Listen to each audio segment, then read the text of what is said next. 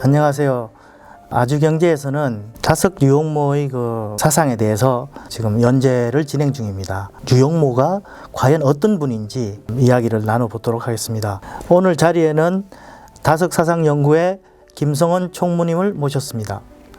그리고 아주경제 발행인 곽영길 회장님을 모셨습니다. 네, 반갑습니다. 네. 코로나19 사태로 전 세계가 다 이제 그 어려움을 겪고 있고, 이 마스크를 끼고 있으면서 사람이 오히려 더 개인주의적으로 되기도 하고, 우리 어떤 그 정신 상태가 좀 상당히 좀 불안해진 것 같습니다. 그렇죠. 이런 시기에 다석 류용모 선생이 만약에 이 우리의 어떤 이런 모습들을 보셨다면 어떤 말씀을 내놓으실까요? 고난이 오히려 큰 진리를 우리가 추구하는 데 있어서 더 큰 힘이 되리라고 다석 선생님은 힘주어 얘기하실 것 같습니다. 그렇죠. 예. 코로나19가 우리 사회에 던지는 그 파장이 종교라는 것 때문에 본질이 뭔가, 무엇을 믿자는 건가. 1900년도 중반에도 이미 내가 구세주라고 한 사람들이 있었잖아요. 많았습니다. 지금 그 사람들의 삶과 그 사람들의 조직을 보세요.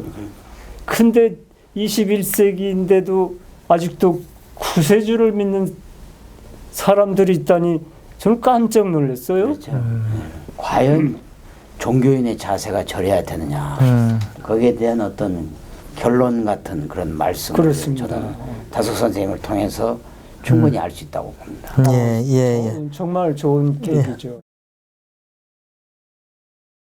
다석의 그 초기 탄생부터 그 가족에 대한 얘기들이 실린 1, 2, 3편을 먼저 살펴보도록 하겠습니다. 1편에서 주로 이제 나오는 얘기들이 1900년도 초기 영향을 끼쳤던 3명의 성자가 있다고 볼 수 있습니다. 톨스토이, 마하트마 간디, 그리고 이제 우리 다석 류용모 선생인데, 이 세 분의 어떤 그 공통점이랄까, 김성원 총무님은 어떻게 생각하십니까?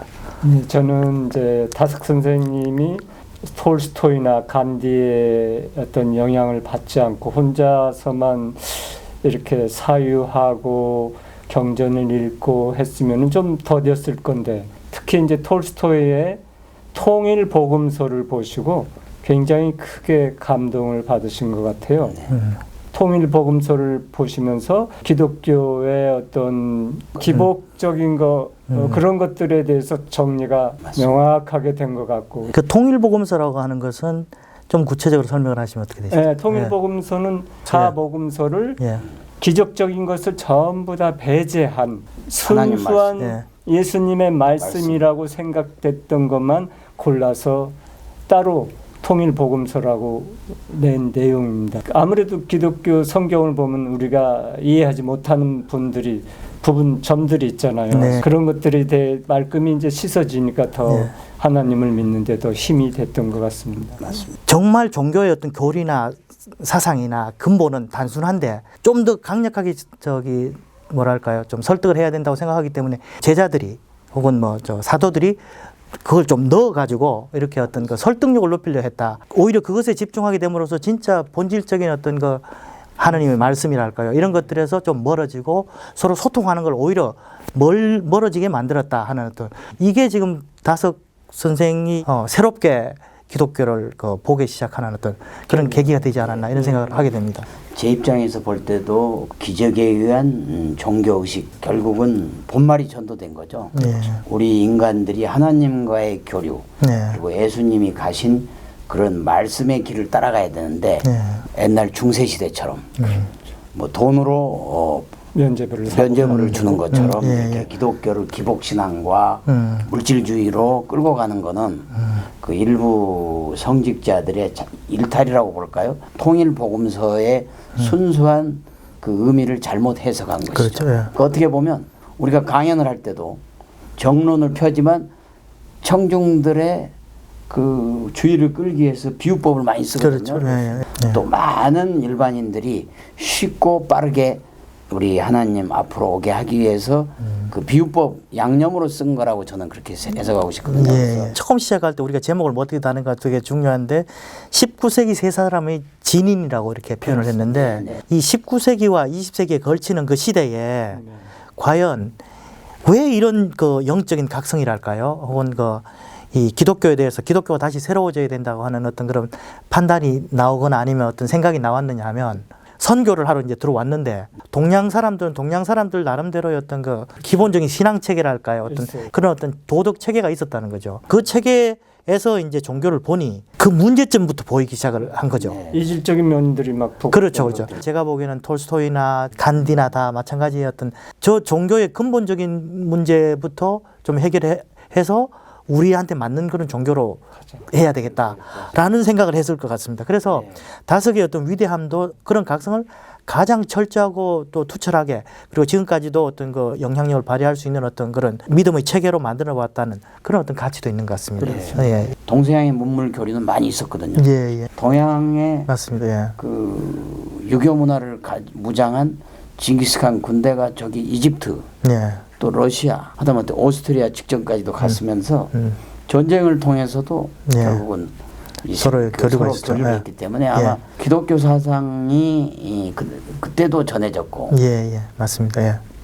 또 그때 우리 그 노자 장자나 또 유교나 또 불교도 예. 똑같이 거기에 전해졌을 거고 이제 산업혁명을 통해서 서양의 우세가 되면서 이제는 기독교가 다분히 정복적 종교로 군림하게 되면서 동양에서는 상당히 배타적인 생각을 갖게 됐지만 다석 이용모 선생님은 그런 관점에서 보시지 않고 예. 동서양의 종교가 예. 하나님 아래 하나다. 그렇죠. 예. 네, 뿌리는 같다라는 그런 게 아닌가 저는 예, 예, 맞습니다. 특히 또 말씀하신 것 중에 하나가 이제 서양 종교는 골수고 동양 사상은 뼈대다. 그러면 우리가 어떤 생각에 골수가 더 중요하다고 생각하잖아요. 네. 그렇지만 뼈대 없이 골수도 없거든요. 예. 거기에서 다석 선생님 골수 뼈대가 따로 있어서 더 중요하고 덜 중요한 게 없다. 예. 하나님 아래에선 다 하나일 뿐이다. 예, 예. 이러한 이제 맞습니다. 기본적인 이제 사상을 정립하시게 된 거죠. 예, 예, 맞습니다. 예. 이번에는 그 다석 선생님이 이제 이 탄생 과정, 탄생에서 이제 사람이 탄생하면서 이 신과의 관계가 어떻게 되느냐, 인간의 아버지는 어떤 것이고 하느님을 아버지라고 설정하는 것은 또 어떤 것이냐 이런 것에 대해서 좀 말씀을 좀 해주시면 좋겠습니다. 부모님이 낳아준 이 몸이 진짜 나고 이 몸으로 내가 평생을 이제 살아가서 부모님께 효도하고 그러면 잘 사는 거로 이제 생각하고 그렇죠. 있어요. 예. 맞습니다. 그런데 어느 날 이제 다석 선생님 딱 중생 체험을 하고 보니 이게 나라고 생각하면서 살았던 게 다 거짓이라는 거예요. 네. 깨닫고 보니까 출가도 안 하셨잖아요. 안 하셨고 그렇죠. 신출가, 몸은 출가 안 했지만 심출가, 마음은 나도 출가했다는 거예요. 세상적인 성공, 눈에 보이는 것들을 찾아서만 살아가는데 그 말이 전혀 들어오지가 맞습니다. 않는 거예요. 여기에 우리가 큰 반성을 해서 실천이 되고 뭔가 사건이 일어나야 되는 거네요. 뭔가. 그렇죠. 예. 큰 고난이 온다든가 그런 과정을 거쳐야지 이 내 몸을 넘어선 그 너머에는 무엇이 있는가. 참을 찾았기 때문에 다석 선생님은 하나님을 뚜렷하게 말씀하실 수 있고 그렇게 삶 속에서 실천을 하셨지 않나 생각합니다. 그러면 핏줄의 그 어머니, 아버지나 그렇죠. 어머니 이런 분들을 어떻게 생각하셨을까요? 그거를 깨트리신 분이 다석 선생님이니까 핏줄, 연줄을 넘어서서 어뢰줄을, 얼줄을 잡으라는 거예요. 예, 예. 스님들이 할 수 있는 그렇죠. 그런 얘기를 다석 선생님은 가정을 갖고도 그런 말씀을 하실 수 있다는 게 우리한테 희망입니다. 희망이죠. 그렇죠. 왜 우리도 그렇게 따라가면은 그렇게 갈 수 있잖아요. 맞습니다. 그런 희망의 메시지를 다석 선생님을 통해서 우리는 읽어내야 될 것 같습니다. 예수님의 생도 어렸을 때 벌써 그런 게 진리의 자기- 하나님의 말씀을 그렇죠. 가서 속세의 관계를 떠나서 진정한 하나님이 예수님의 어를 지배하는 그런 어떤 관계가 되시면서 이제 결국은 하나님의 말씀을 대신 전파하고 성령으로 거듭나 또 성령으로 거듭나고 그렇습니다. 하나님 말씀만 전파. 유용무 선생님은 나중에 자녀도 낳고 하면서도 이 범인들이 갖는 속물적 근성을 전혀 보이지 않고 초지일관했다는 거는 어떻게 보면 지금 21세기에 살아가는 우리 인간들한테는 큰 본보기가 되는 거죠. 다석 선생님의 그 심출가는 뭐 이렇게 비유하면 또 기독교 쪽에서 어쩔지 몰라도 예수님의 광야 기도를 통해서 완전히 성령으로 거듭난 것처럼 그렇습니다. 그런 과정을 거쳤다. 저는 이제 그렇게 해석을 할 수가 있겠습니다. 새롭게 태어나는 어떤 탄생 과정 언제쯤이라고 생각을 하십니까? 오산학교 교사 예, 예, 그만두시고 예, 예. 유학 가셔가지고 세속적으로 하면은 동경 물리대 나오면은 앞으로 장래가 훤하잖아요. 그렇죠. 그런 걸 다 일소하고 하나님의 아들의 역할을 하고 싶다는 그런 일념으로 이제 오셨기 때문에 다석 선생님이 이제 그러한 것을 젊은 시절서부터 쭉 견지해 오셨기 때문에 52세 52세 한 6개월 되면은 18,888일이 돼요.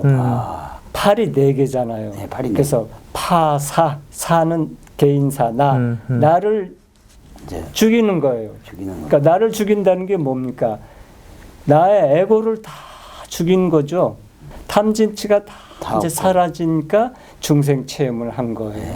그때서부터 이제 본격적으로 하나님을 증거하시면서 자기는 내세우지 않고 그러면서도 계속 은거를 하셨죠. 그렇죠. 그러면 그 다석 용모 선생님께서 가장 뛰어난 거는 결국 해원하시고부터 돌아가실 때까지 그렇죠. 그 기간 성인의 삶으로 살았다. 이거는 세계 종교사나 기독교사에도 극히 드물 거거든요. 다석 선생님에 대해서는 아무리 얘기를 해도 부족할 정도. 부족합니다. 부족합니다.